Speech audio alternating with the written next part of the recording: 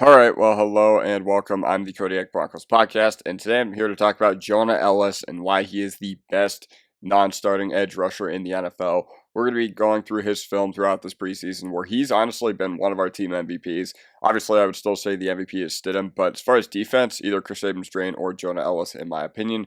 Drop a like if you enjoy, subscribe if you're not already. And real quick, I just want to give a huge shout out to all the guys over there at Mile High Report, and Tim Lynch in particular, for featuring my work on one of their blogs yesterday for Pat Bryant. So for the 20 or so subscribers that I got yesterday over there from Mile High Report, welcome in, Mile High salute, and we are going to have a great year talking Broncos. So make sure to kick back, leave a like if you enjoy, and let's dive right into it. So Jonah Elliss has been unreal. Like, I think he's been one of the best players for the Broncos this preseason, and he's honestly an embarrassment of riches because you look at common denominators between really good teams, the ones that go underlooked, guys that can rush the passer, depth rushing the quarterback. And obviously, we had that during our Super Bowl 50 year.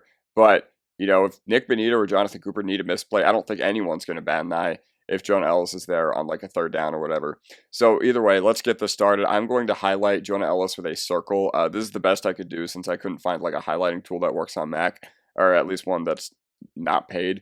But so right here, what do we got here? So we've got a nice little get off by Elliss, but you're going to notice something really impressive is that he actually does not get a clean get off here. Actually, I'm going to watch this full play out, or we can watch this full play out, and we can, look at this together.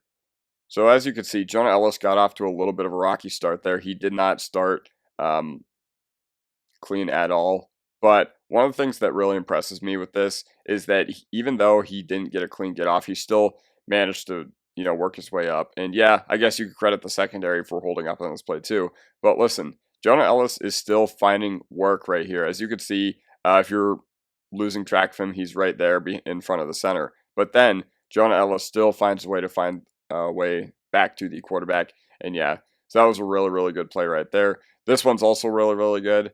I'm going to let this play out in real time once more. Man, these backup tackles trying to earn a roster spot going up against Jonah Elliss, he's just making it look unfair.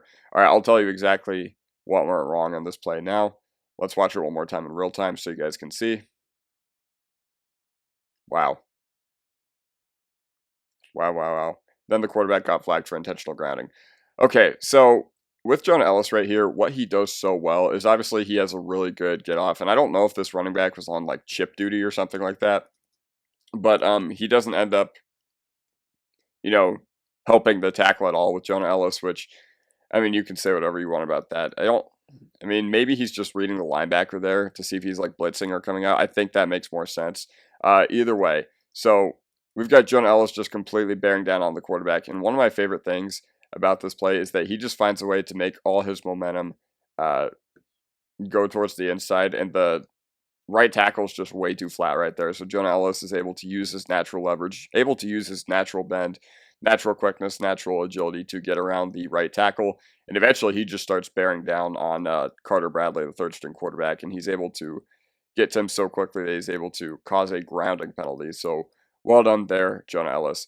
This one, we're getting into the Arizona game now. For whatever reason, Arizona just used their tight ends to block Elliss a bunch.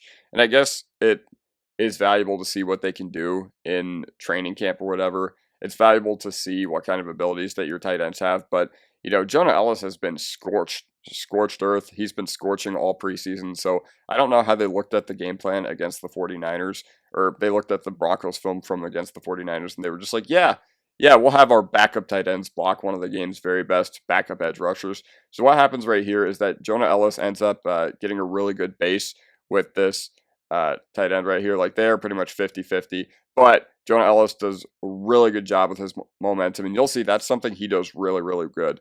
Like, he understands natural leverage. He understands, how to use his body to his advantage. Excuse me. And then he's able to just get around the tight end. And this is just not where you want to be for being a tight end that's fighting for an NFL spot. One thing I do got to credit, though, I do got to credit Clayton Tune for hanging in there pretty well, because honestly, the tight end is just completely beat. And I do respect the tight end for at least doing enough to, I guess, prevent Elliss from truly getting to Clayton Tune right there. But either way, Jonah Ellis's motor is one of my favorite things about him. That was actually a heck of a play by Toon to get off right there. I'll show you guys the clip in real time.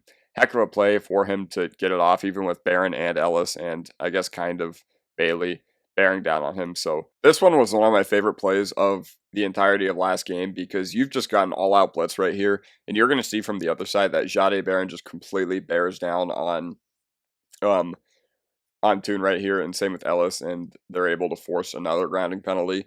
So watch Ellis and watch how hot he comes in pursuit right here. So with this all-out blitz, I'm actually going to let it play out in real time first. One more time, super duper fast. One more time, boom, Ellis and Barron right there. All right, so one thing that does stick out to me is how quickly he's able to shift. Like, he notices that Toon is like going to go to his right here, so he uses his hand. He uses his hand on the tackle to like switch up his trajectory, which I thought was so sick. I'm gonna let that play out one more time. Uses his hand to change his trajectory, get natural momentum, headed towards the side that Clayton Tune is heading towards, and he doesn't end up getting the sack, but gets very close to bringing him down. So yeah, that was absolutely awesome. That was absolutely awesome right there.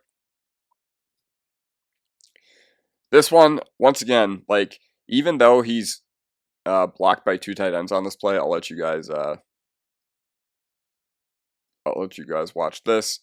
He's blocked by 2 tight ends here, but is able to fight his way through them, and he's able to still get a hand or two on Michael Carter to bring him down or whatever. And once again, really strong base. And I just feel bad for all these backup players that have to go up against a specimen like Jonah Elliss. Wow. All right, and if we watch that in slow-mo, here's what sticks out to me. Elijah Higgins engages with Jonah Elliss right there. Same with, I forget that guy's name, Voratek, number 81.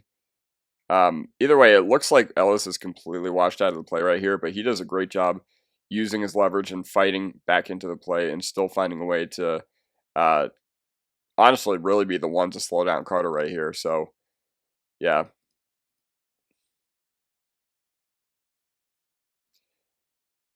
And then right here, we've got Elijah Higgins once again matched up against Jonah Elliss.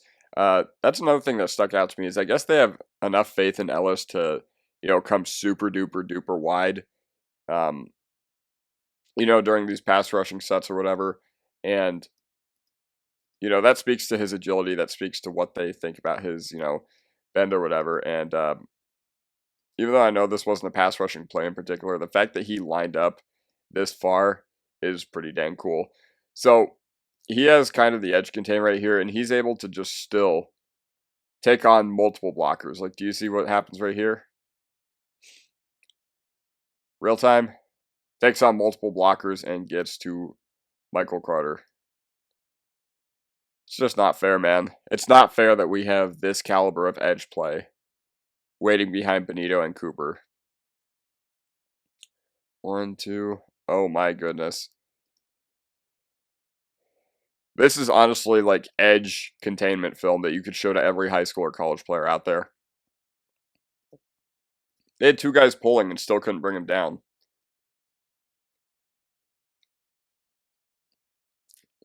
Ridiculous athleticism from our second-year edge player. Now, I do apologize because I don't think you can see how wide Ellis gets. Oh, no, actually you can. Either way, watch him against this backup right tackle right here. So number 78 is the one he's going to be going up against. Once again, Ellis is lined up against the tackle's outside shoulder.